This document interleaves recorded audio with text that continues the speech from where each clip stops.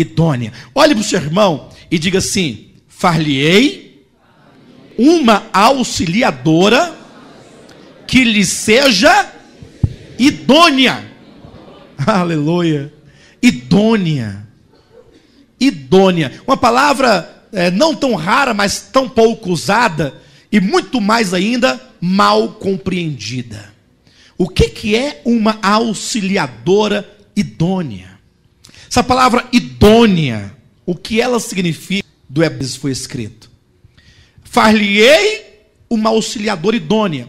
Irmão, se este homem Adão, ele prefigura o homem que há de vir, o Cristo vindouro, então esse fazer do pai uma auxiliadora idônea para o filho também é profético. O pai também fará para o seu filho, no mundo vindouro, uma auxiliadora idônea. O que esse termo idônea quer dizer? Idônea significa uma auxiliadora que lhe seja compatível. Compatível no que diz respeito à mesma vida e à mesma natureza. Deus não podia dar ao homem um tronco de árvore. Eis aqui a tua companheira, porque não era compatível a ele. Deus não poderia pegar uma pepita de ouro e dar ao homem e dizer: olha que preciosidade, aqui está a tua auxiliadora. Não podia pegar uma picanha assada, bem gorda, Eila, aqui está a tua... Não podia, qualquer outra coisa.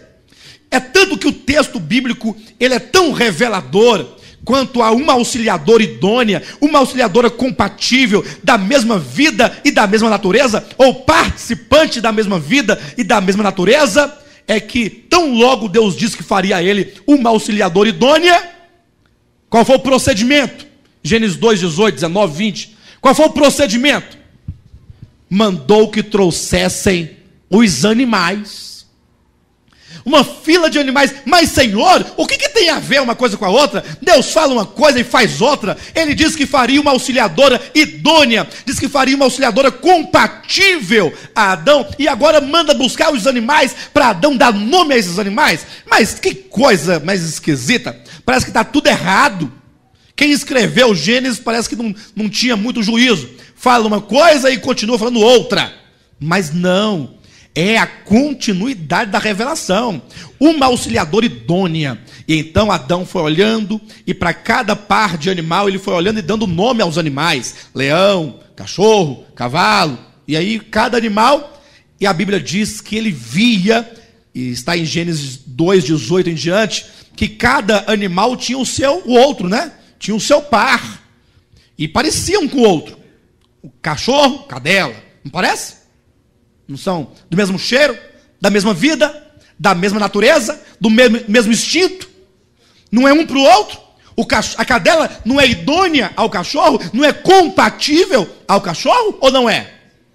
E diz a Bíblia que o homem foi dando nome, e isso foi gerando no coração dele uma vontade de ter uma companheira também. Ora, se o macaco tem a macaca, por que eu não tenho uma para mim?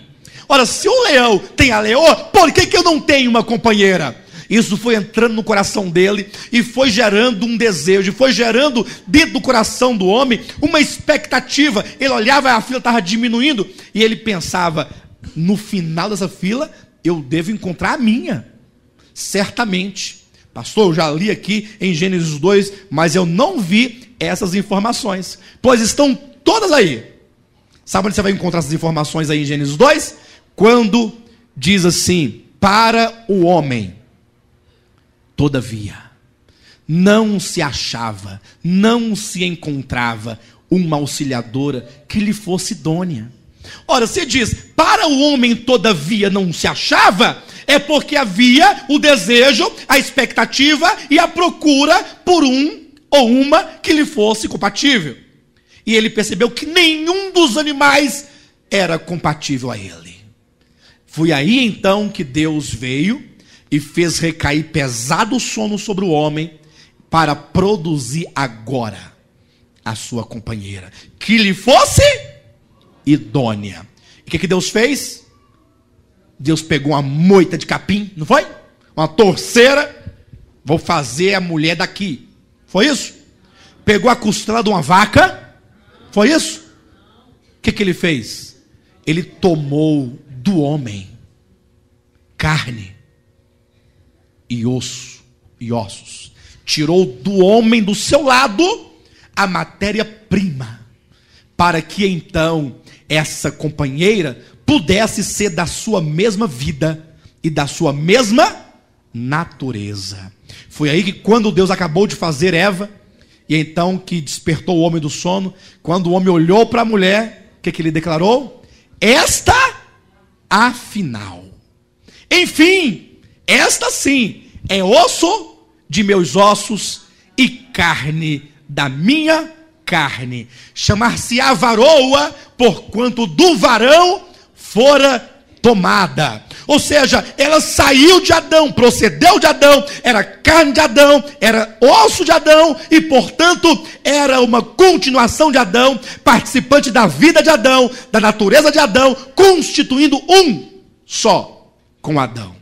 Mas tem razão que em Gênesis capítulo 5, versículo 2, nos é dito: macho e fêmea os criou, e Deus os abençoou e lhes chamou pelo nome, lhes, os dois, chamou pelo nome, um só nome, de Adão, no dia em que foram criados. E portanto, se nós sabemos que o homem de Gênesis capítulo 1 e 2 reflete o verdadeiro, o vindouro, o homem escatológico, Cristo, que haverá de reinar e de governar no mundo vindouro, então, que mulher é essa que foi feita para Adão? O que ela representa? Que noiva é essa? Que esposa é essa de quem o Senhor, por fim, vai olhar e vai falar assim: esta, afinal, esta, enfim. Por que esta, enfim? Porque até então, enquanto a igreja hoje, como noiva de Cristo, ela está sendo edificada. Por que a Bíblia diz que a igreja está sendo edificada? Porque ela não é ainda compatível a Cristo. Porque ainda que nós tenhamos sido gerados pela mesma vida divina do Senhor Jesus, nós ainda temos muito de animais, simbolicamente falando, temos muito do velho Adão, temos muito daquilo que não é Cristo. Quando você olha para o teu irmão que está ao seu lado, quando você olha para a igreja de Jesus Cristo, você consegue ver a noiva de Cristo como noiva, como está lá em Efésios capítulo 5, versículo 26 e 27, noiva gloriosa, santa, sem mácula, sem ruga e sem pecado. Você consegue ver? O que você consegue ver ao olhar para a noiva de Cristo?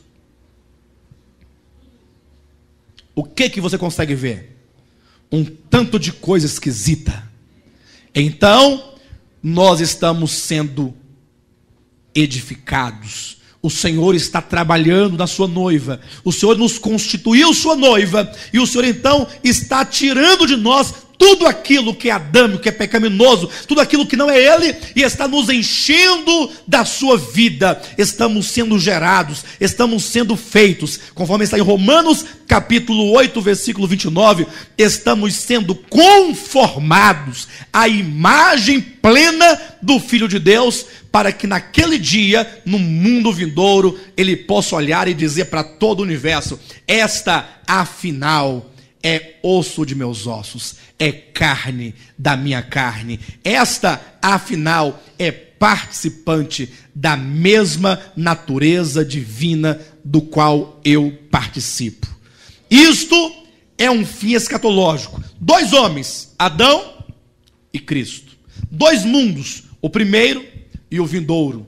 Duas noivas, a primeira e a igreja, e dois casamentos. É por isso que faz sentido. Se você ler os 2 primeiros capítulos da Bíblia, lá está um casamento.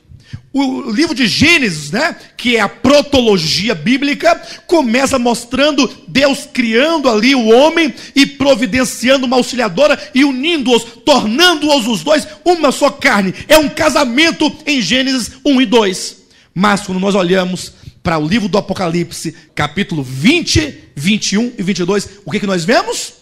O casamento de Cristo com a sua noiva, com a sua igreja, como João declara profeticamente em Apocalipse capítulo 21, dizendo: e vi descer do céu a nova Jerusalém, que descia do céu ataviada como noiva, como esposa para o seu esposo. É o casamento de Cristo e da igreja. Será uma grande festa antes da eternidade vindoura. E, portanto, nós temos aqui bem estabelecidas as bases escatológicas. Cristo é o centro, é a universalidade, é a substância de toda a escatologia bíblica. Ainda que em torno dele, neste caminho entre o princípio e o fim, muitos eventos escatológicos menores vão acontecendo, construindo um caminho e possibilitando que a vontade eterna de Deus se cumpra por fim no seu Filho.